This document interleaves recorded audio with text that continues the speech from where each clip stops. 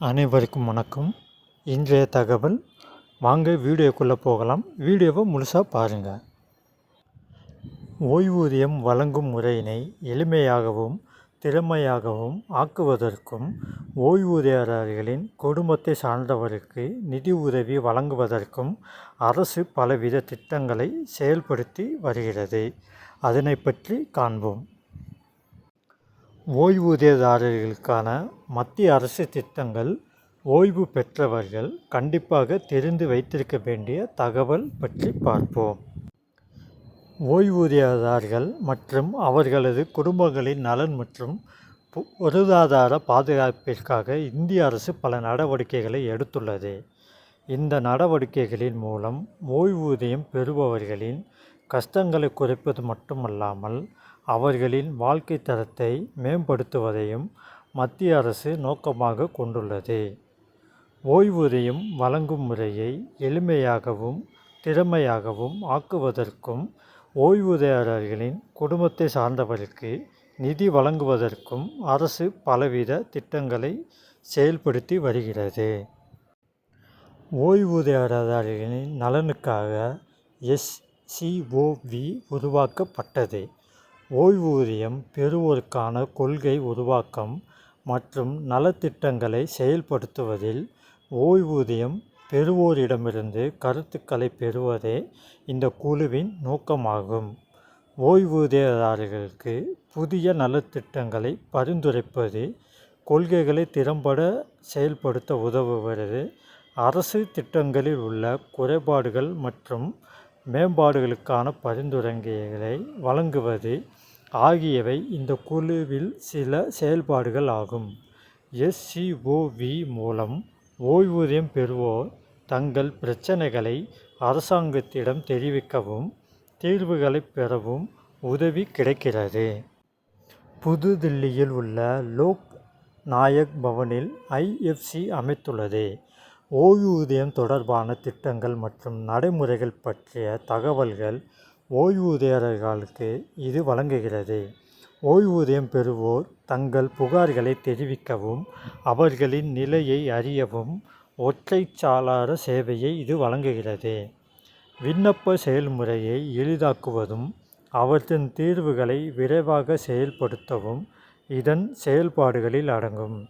இந்த மையம் ஓய்வூதியம் பெறுவோர்களுக்கு அவர்களின் பிரச்சனைகளை உடனுக்குடன் தீர்க்க ஒரு பிரயோத்த தளத்தை வழங்குகிறது. கருணை நிதி: பணியாளர்களுக்கு அகால மரணம் ஏற்பட்டால் அதன் பிறகு நிதி நெருக்கடியில் உள்ள குடும்பங்களுக்கு நிதி உதவி வழங்குவதே இதன் நோக்கமாகும். கருணைத்தொகை, ஓய்வூதியம் அல்லது வருங்கால வைப்பு நிதி போன்ற பலன்களை அந்த குடும்பம் பெறவில்லை என்றால் அவர்களுக்கு இந்த நிதியிலிருந்து நிவாரணம் வழங்கப்படுகிறது. ஒரு ஊழியர் இறந்த பிறகு நிதி உதவி இல்லாமல் தவிக்கும் குடும்பங்களுக்கு இந்த நிதி பாதுகாப்பு அளிக்கிறது.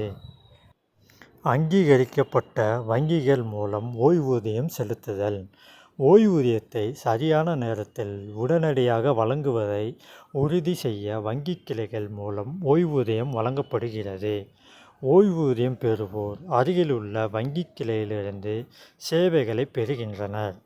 ஓய்வூதியம் பெறுபவர்களுக்கு வங்கிகள் டிஜிட்டல் மற்றும் ஆஃப்லைன் சேவைகளை வழங்குகின்றன. இந்த அமைப்பு ஓய்வூதியத்தை சரியான நேரத்தில் வழங்குவதை உறுதி செய்வதோடு ஓய்வூதியம் பெறுபவர்களின் பிரச்சனைகளையும் குறைக்கிறது. ஓய்வூதிய செயல்முறையை எளிதாக்குதல்: ஓய்வூதியம் மற்றும் ஓய்வூதிய பலன்களை செயலாக்குவதில் தாமதம் குறைக்கப்பட்டுள்ளது. விண்ணப்பம் மற்றும் கோரிக்கைக்கு தேவையான ஆவணங்கள் எளிமைப்படுத்தப்பட்டுள்ளன. ஆன்லைன் விண்ணப்பம் மற்றும் ஆவண சரிபார்ப்பை செயல்படுத்தும் பவிஷ்யா மென்பொருள் பயன்பாடு அறிமுகப்படுத்தப்பட்டது. இது ஓய்வூதிய செயல்முறையை மிகவும் வெளிப்படையாகவும் திறமையாகவும் ஆக்கியுள்ளது. உதவித்தொகை கொடுப்பனவுகள்: சேவையின் போது மரணம் ஏற்பட்டால் குடும்பத்திற்கு ஒரு கூட்டுத்தொகை வழங்கப்படும். சிறப்பு சூழ்நிலைகளில் ஊனம் அல்லது இறப்பின் போது கருணைத்தொகை வழங்கப்படுகிறது.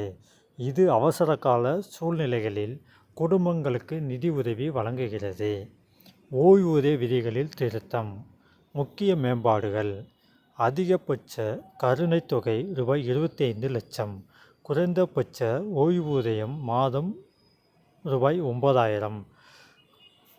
ஓய்வூதிய 40% வரை சம்பளத்தில் அகவிலைப்படி டிஏ சேர்த்தால் குடும்ப ஓய்வூதியம் கடைசியாக பெற்ற சம்பளத்தில் 30% ஆகும். உடல் ரீதியாக மன ரீதியாக ஊனமுற்ற குழந்தைகளுக்கான சான்றிதழ் செயல்முறையை எளிமைப்படுத்துதல். புதிய விதிகள். நிரந்தரமாக ஊனமுற்ற குழந்தைகளுக்கான ஒருமுறை வாழ்க்கைச் சான்றிதழ். தற்காலிகமாக ஊனமுற்ற குழந்தைகளுக்கு 5 ஆண்டுகளுக்கு ஒருமுறை சான்றிதழ். பெற்றோருக்கு இனி ஒவ்வொரு ஆண்டும் வேலையில்லா சான்றிதழ் வழங்க வேண்டும். இது பெற்றோர் மற்றும் ஊனமற்ற குழந்தைகளுக்கான செயல்முறைகளை எளிதாக்குகிறது. அகவிலை நிவாரணம். பணியில் உள்ள மற்றும் ஓய்வு பெற்ற ஊழியர்களுக்கு அகவிலை நிவாரணம் வழங்கப்படுகிறது. ஓய்வூதிய திட்டங்களில் வரம்பு.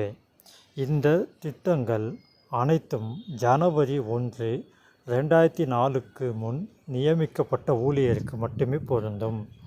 இந்திய அரசின் இந்த நலன்புரி திட்டங்கள் அனைத்தும் ஓய்வூதியம் பெறுவோர் மற்றும் அவர்களது குடும்பங்களின் பொருளாதார மற்றும் சமூக பாதுகாப்பை உறுதி செய்கின்றன.